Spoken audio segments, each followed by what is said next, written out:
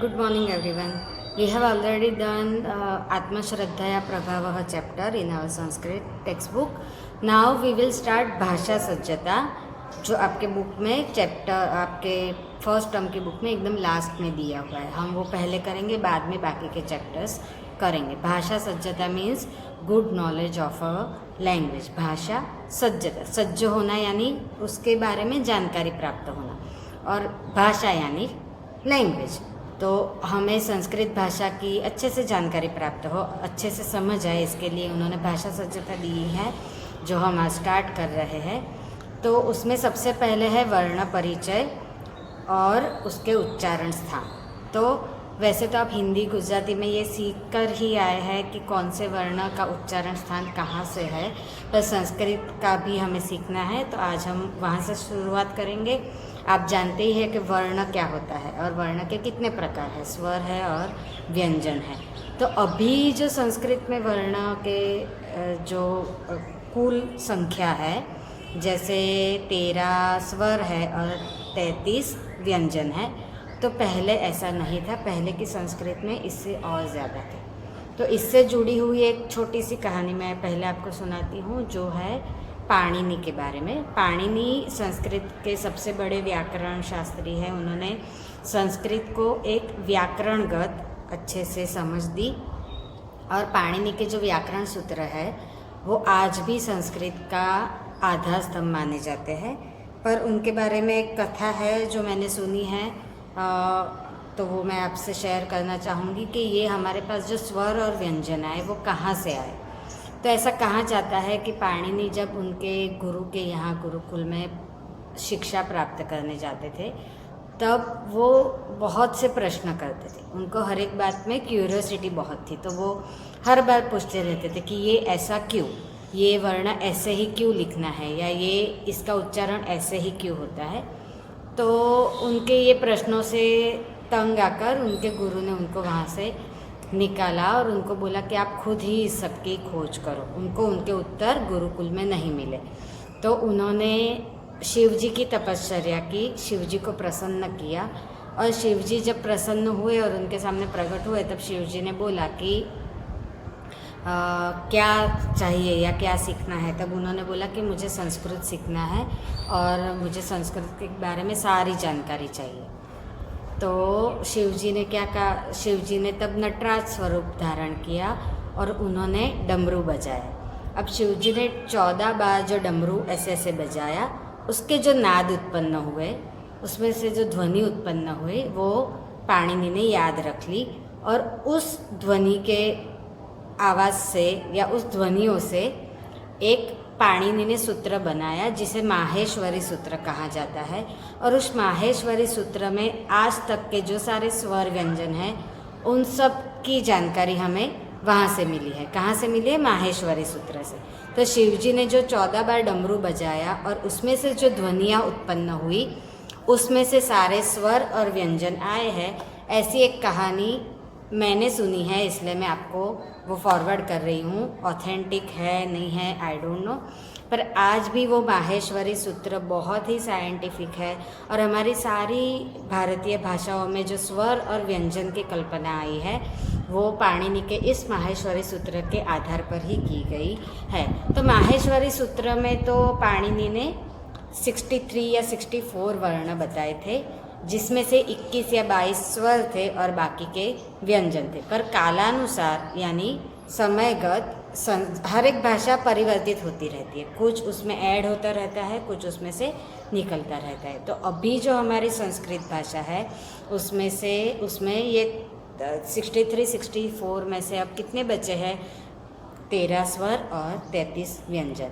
कालानुसार उसमें परिवर्तन होता गया, कुछ लुप्त होते गए, कुछ एक दूसरे में मर्ज होते गए, मिलते गए, और ऐसे करते करते अभी की जो वैदिक संस्कृत है, अभी की जो संस्कृत है, उसमें 13 स्वर है और 33 व्यंजन है. तो अब इसके बारे में, स्वर और व्यंजन के बारे में डिटेल चर्चा हम आज करेंगे.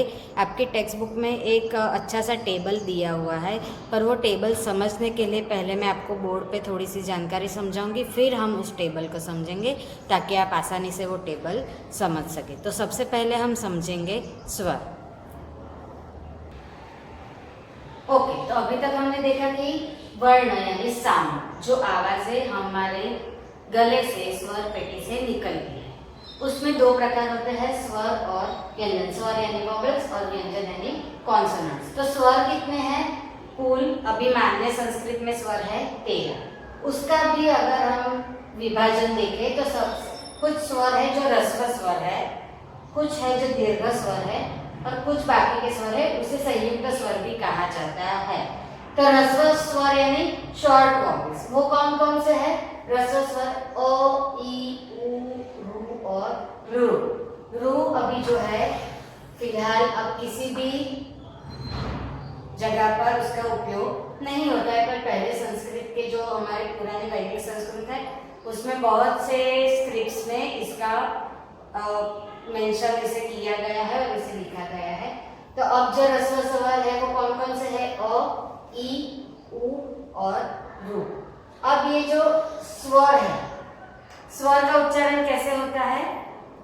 सीधा गले से, उसे किसी और चीज की जरूरत नहीं होती। व्यंजन के उच्चारण के लिए हमें गले से जो हवा निकलती है उसके साथ साथ उच्चारण स्थानों की जरूरत पड़ती है और उसके साथ साथ स्वर की जरूरत पड़ती है। पर स्वर स्वतंत्र होते हैं, उन्हें किसी भी और चीज की जरूरत नहीं है। तो ह्रस्व स्वर हमने देखे अ, ई, उ और रू। दीर्घ स्वर आ, ई, उ, रू, ए, ऐ, ओ, औ। ये सारे कौन से स्वर है? दीर्घ स्वर, जिसके उच्चारण के लिए हमें थोड़े और हवा की, थोड़ी और एफर्ट्स की जरूरत होती है। और इसी दीर्घ स्वर में जो लास्ट वाले 4 है वो कौन से है? संयुक्त स्वर। यानी ये जो 4 स्वर है वो 2 स्वरों के मिलन से बने हुए है। जैसे कि ए, तो अ या आ अधिक ई या बड़े ई की मात्रा से क्या बनता है? ए। ऐ, ऐ कैसे बनता है? अ या आ अधिक ए। ओ कैसे बनता है? अ या आ अधिक उ या बड़ा उ, तो वो बना ओ। और औ यानी अ या आ अधिक ओ। तो ये जो लास्ट वाले 4 है वो दीर्घ स्वर होने के साथ साथ कौन से स्वर है? संयुक्त स्वर है। आपको क्या याद रखना है? स्वर कितने होते हैं? 30। ठीक है। स्वर के उच्चारण के लिए किसी और की जरूरत नहीं, वो स्वतंत्र उच्चारण उसका होता है। इसके आगे है व्यंजन। व्यंजन कितने हैं? 33। तो व्यंजन के जो प्रकार है वो, उसके जो भेद है वो कैसे जाने जाते हैं? उसके उच्चारण स्थान के आधार पर उसके भेद किए जाते हैं और उसके वर्ग बनाए जाते हैं, जो हम आगे सीखेंगे। About vowels. Now we will see the consonants. So first of all, what is consonant? So the sound which can be clearly pronounced only with the help of vowel is known as consonant. There are 33 consonants. अर्थात व्यंजनम। अब ये जो सारे व्यंजन हैं उसके अलग अलग उच्चारण स्थान है, जिसके आधार पर उनके वर्ग बनाए गए हैं। तो सबसे पहले यहाँ आकृति में हम उच्चारण स्थान समझ लेते हैं, फिर व्यंजन समझेंगे। तो यहाँ पे मैंने आकृति बनाई है हमारे मुख की, जो शुरू होता है यहाँ से। सबसे पहले आता है वॉइस बॉक्स, स्वर पेटी, स्वर यंत्र, जो हमारे गले में होता है। तो हमारे लंग्स से निकलने वाली जो हवा है उसको किसी पर्टिकुलर, किसी निश्चित गति से और किसी निश्चित स्थान पर रोककर हम अलग अलग शब्दों का उच्चारण कर सकते हैं, अलग अलग व्यंजनों का उच्चारण कर सकते हैं। तो हवा जो यहाँ से आती है वॉइस बॉक्स से होते हुए गले से निकलती है। तो जो कंठ्य व्यंजन है, जिसे ग्यूटरल कॉन्सोनेंट्स कहते हैं, उनका उच्चारण कहाँ से होता है? गले से होता है। कंठ्य व्यंजन कौन कौन से है? क, ख, ग, घ, अंग। अब इनको बोलते वक्त आप अगर खुद प्रयत्न करें तो आप समझ पाओगे कि इनको बोलते वक्त हमारी जो जीभ है वो मुंह में कहीं भी टच नहीं होती है। क, ख, ग, घ, अंग बोलते वक्त आवाज हमें महसूस होती है कहाँ से आ रही है? हमारे गले से आ रही है। तो ये कौन से व्यंजन हुए? कंठे व्यंजन, जिन्हें हम क वर्ग में रखेंगे। कंठे व्यंजन जो है क, ख, ग, घ, अंग्य, इनका वर्ग कौन सा है? क वर्ग, जिनका उच्चारण स्थान ये है, यहाँ से इनका उच्चारण होता है। इसके बाद आता है च, छ, ज, झ, अंज। तो उनका उच्चारण स्थान क्या है? हमारा तालु, मुंह के अंदर का यहाँ का भाग, हमारे मुंह के अंदर जो पड़जीभ है उसके थोड़ा सा आगे ऊपर जो हमारा ये भाग है उसे कहते हैं तालु। तो उसे इंग्लिश में क्या कहते हैं? Palatal consonants. कौन कौन से हैं? च, छ, ज, झ, अंज। तो इनका उच्चारण करते वक्त भी हमें समझ आएगा कि हमारी जीभ थोड़ी सी हमारे तालु को टच होती है। फिर उसके बाद एक स्थान है मूर्धा। मूर्धा यानी तालु के आगे का भाग, हमारे जो दांत है उसके और तालु के बीच वाला जो आर्च शेप का होता है पार्ट, उसे मूर्धा कहते हैं। दांत के एग्जैक्ट पीछे यहाँ, जिसे इंग्लिश में रेट्रोफ्लेक्स कहते हैं। तो ट वर्ग जो है वो रेट्रोफ्लेक्स वर्ग का है। ट, ठ, ड, ढ, ण। इनके उच्चारण के वक्त आप देखोगे कि आपकी जो जीभ है, आपकी जो टंग है, वो कहाँ टच हो रही है? दांत के पीछे वाले जो हार्ड पार्ट है, जो आर्च शेप का पार्ट है, वहां पे टच होती है। ट, थ, ड, ढ, ण। उसके बाद आता है त वर्ग, यानी कि जो डेंटल है, डेंटल मीन्स दंत्य। इनके उच्चारण में सबसे ज्यादा महत्वपूर्ण क्या है? हमारे दांत, क्योंकि इनके उच्चारण के वक्त हमारी जीभ हमारे दांतों को टच करती है और इनका उच्चारण होता है जैसे कि त, थ, द, ध, न। तो ये जो त, थ, द, ध, न जो व्यंजन है वो कौन से वर्ग में है? त वर्ग में है। और इनका उच्चारण स्थान क्या है? डेंटल या फिर दंत्य। और इसके बाद एक है प वर्ग। प वर्ग, प, फ, ब, भ और म। इन वर्णों का उच्चारण, इन व्यंजनों का उच्चारण कहाँ से होता है? हमारे होठों से होता है। तो अगर हम होठ पकड़कर इन शब्दों को बोलने का प्रयत्न करेंगे तो हम नहीं बोल पाएंगे। तो इनका स्थान क्या है? ओष्ठ्य व्यंजन। इन्हें क्या कहते हैं? लेबियल कॉन्सोनेंट्स, जिसे संस्कृत में हम कहेंगे ओष्ठ्य व्यंजन। कौन कौन से है ओष्ठ्य व्यंजन? प, फ, ब, भ और म। अब यहाँ पे मैंने जो लास्ट में लिखे हैं इन्हें ध्यान से देखिए। अंग्य, अंज, अण, न और म।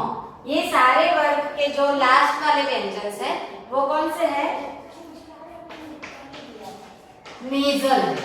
नेजल यानी नासिक्य, अनुनासिक, जिनका उच्चारण करते वक्त हवा मुंह के साथ साथ कहां से आती है?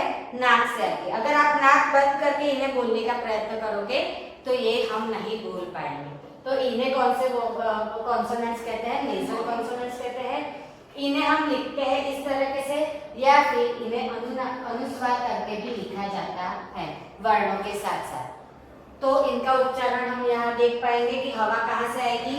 इसके साथ साथ थोड़ी सी हवा हमारे नाक में से भी आएगी। तो ये हुआ नासिक्य व्यंजन। अब ये जो सारे व्यंजन यहाँ पे जो हमने समझे, इनमें भी वापिस पार्ट्स है। पहले दो जो है वो कौन से होते हैं? हार्ड होते हैं, और दूसरे दो जो है वो सॉफ्ट होते हैं। यानी पहले दो के उच्चारण में हमें थोड़ी ज्यादा हवा लगती है और दूसरे दो जो है उनके उच्चारण में हमें थोड़ी कम हवा लगती है। अल्प प्राण, महाप्राण, इसे संस्कृत में क्या कहते हैं? अल्प प्राण और महाप्राण। घोष, अघोष, अल्प प्राण, महाप्राण। क, ख, ग, घ। आप बोलोगे तो आपको आपका डिफरेंस पता चलेगा कि क और ख बोलने में हमें थोड़ा ज्यादा हार्ड लगता है, ग, घ थोड़ा सॉफ्ट है। उसी तरह से च, छ, ज, झ, ट, ठ, ड, ढ। ये पूरा जो हमारे टेक्स्ट बुक में जो टेबल दिया हुआ है वो मैं इसके बाद आपको डिटेल में समझा नहीं हूँ, पर अभी इतना समझ लीजिए। तो ये हुए हमारे 5 वर्ग, क वर्ग, च वर्ग, ट वर्ग, त वर्ग और प वर्ग। इसके साथ साथ है अर्ध स्वर, य र ल व जो स्वर है वो स्वर उसे अर्ध स्वर भी कहा जाता है या अर्ध व्यंजन भी कहा जाता है, क्योंकि इनका जो स्थान है वो स्वर में भी है और व्यंजन में भी है।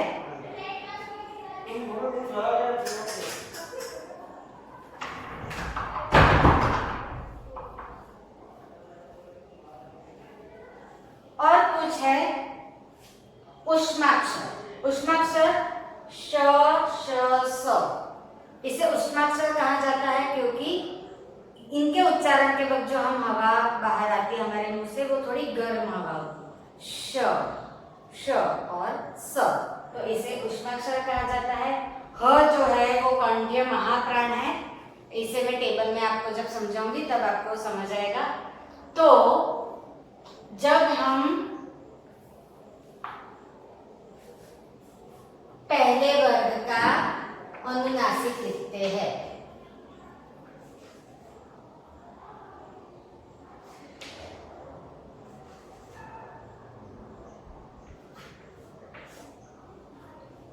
यहां मैंने लिखा कंकण, तो कंकण में ये जो अनुनासिक अनुस्वार लगाया तो उसका उच्चारण हम कैसे करेंगे?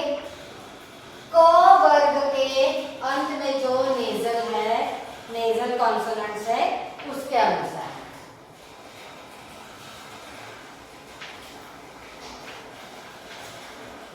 कंकण, चंपक, चंपक अगर हमने लिखा तो अनुस्वार किस कौन से व्यंजन पे है? च पर है। तो च वर्ग का जो नेजल कॉन्सोनेंट है उसका उच्चारण हम यहाँ पर करेंगे, चंपक। उसी तरह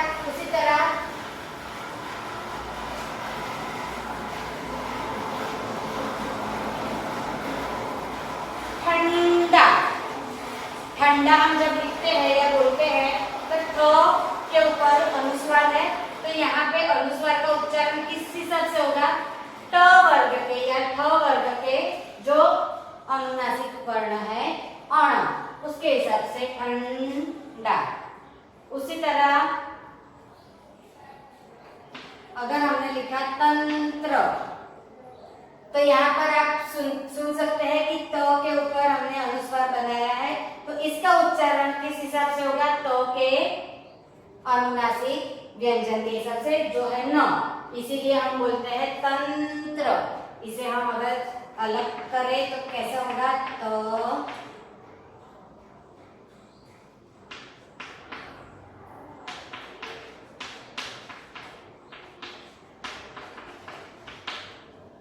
तंत्र, ठीक है।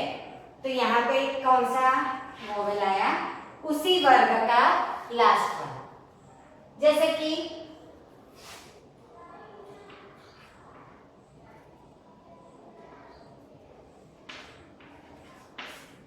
पंकज, प वर्ण का है, तो उसका भी उच्चारण यहाँ पे हमें क्या सुनाई देगा?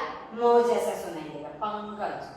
तो ये हमें ये बेसिक है बहुत कि जिस भी वर्ग का नेजल है, नेजल कॉन्सोनेंट है, उसी के हिसाब से उसका उच्चारण होता है। अब इसके आगे हम हमारे टेक्स्ट बुक में जो टेबल दिया है वो समझेंगे। Okay, so in your text book page number 43, chapter number 9, Bhasha Sajjata. Let us try to develop some understanding of Sanskrit language. First activity they have given like read the words given below without touching the lips to each other. Manojah pathati bharatah phalam babhuva. Activity 2. Read the following words without touching the tongue and teeth to each other. Tatparah dadati dhanam panthaha. So if we will do these activities, we will come to know that we could not read the words. Why? Because we have already understood this, because each consonant is having their particular place from where it comes. So if we will not touch the lips to each other, we cannot read pa, fa, ba, bha, ma. Right? So now let's understand this वर्ण स्थानानी. वर्ण means स्वर और व्यंजन. स्थानानी अर्थात उनकी जगह, place. So this is the table in our textbook. Place means from where it comes. Gutura, palatal, cerebrate, dental, labial. Vowel, consonants. तो ये जो प्लेस दिए हैं कंठ्य, तालव्य, मूर्धन्य, दंत्य और ओष्ठ्य, वो वॉवेल के लिए भी है और कॉन्सोनेंट्स के लिए भी है. शॉर्ट लॉन्ग मीन्स ह्रस्व स्वर, दीर्घ स्वर. संधि लॉन्ग मीन्स संधि स्वर, दीर्घ. Hard, soft. उच्चारण में हमें ज़्यादा एफर्ट्स लगते हैं, उच्चारण आराम से होता है. Again hard, soft. So first one is यूटुरा, कंठ्य. कंठ्य में वॉवेल्स कौन से अ, आ, ए, जो हमारे कंठ से उच्चारित होते हैं. उसी साथ साथ क, ख, ग, घ, अंग्य भी हमारे कंठ से उच्चारित होता है और ह भी हमारा कंठ से ही उच्चारित होता है. उसके बाद है तालव्य, पैलेटल, ई, ए, च, छ, ज, झ, अंग्य, य और श, ये सारे कहाँ से उच्चारित होते हैं? तालु से. इसमें जो ए है वो ग्यूटुरा और पैलेटल दोनों के कॉम्बिनेशन से उच्चारित होता है. उसके बाद है मूर्धा, रेट्रोफ्लेक्स, या यहाँ पे उन्होंने लिखा है सेरेब्रेट. तो उसमें कौन कौन से उच्चारण स्वर है? रू और री. दीर्घ और ह्रस्व दोनों री और रू कहाँ से उच्चारित होते हैं? मूर्धा से. उसी के साथ साथ ट, ठ, ड, ढ, ण, र और श, इन सब का उच्चारण भी वहीं से होता है. तो उनका उच्चारण स्थान क्या हुआ? मूर्धा. फिर है डेंटल, दंत्य, लृ, लृ, जो अब हम नहीं यूज़ करते हैं, इसका उच्चारण स्थान भी दंत्य है. उसके साथ साथ त, थ, द, ध, न, ल और स, ये सब शब्दों का उच्चारण कहाँ से होता है? जब जीभ दांत को टच करती है तब. और लास्ट वाला है लिबियल यानी ओष्ठ्य. उ, प, फ, ब, भ, ब, ये सारे कौन से हैं? ओष्ठ्य व्यंजन है. लिबियल कॉन्सोनेंट्स और वॉवेल्स है. अब ओ और औ जो है वो ग्यूटुरा और लिबियल है, यानी अगेन कॉम्बिनेशन वॉवेल्स है जिसमें कंठ के साथ साथ ओष्ठ्य स्वर कहा जा सकता है. यानी कंठ से भी आवाज़ आती है और अंत में उसका ओष्ठ्य तक आकर उसका उच्चारण होता है, ओ और औ. ठीक है. और जो व शब्द है वो भी कैसा है? डेंटल और लिबियल दोनों में आता है. तो ये पूरा वर्ण स्थानानी चार्ट हमारे टेक्स्ट बुक में है. सेम टू सेम चार्ट आपको आपकी नोटबुक में ड्रॉ करना है. साथ साथ आपको कितने स्वर है और कौन कौन से, और कितने व्यंजन हैं और उनके वर्ग, वो भी लिखना है. मैं वीडियो के साथ साथ आपको फ़ोटोज़ भी भेजती हूँ जिससे आपको लिखने में आसानी होगी. तो आज हम भाषा सज्जता में इतना ही सीखेंगे. इसके बाद की पीरियड में हम इसके आगे की भाषा सज्जता देखेंगे.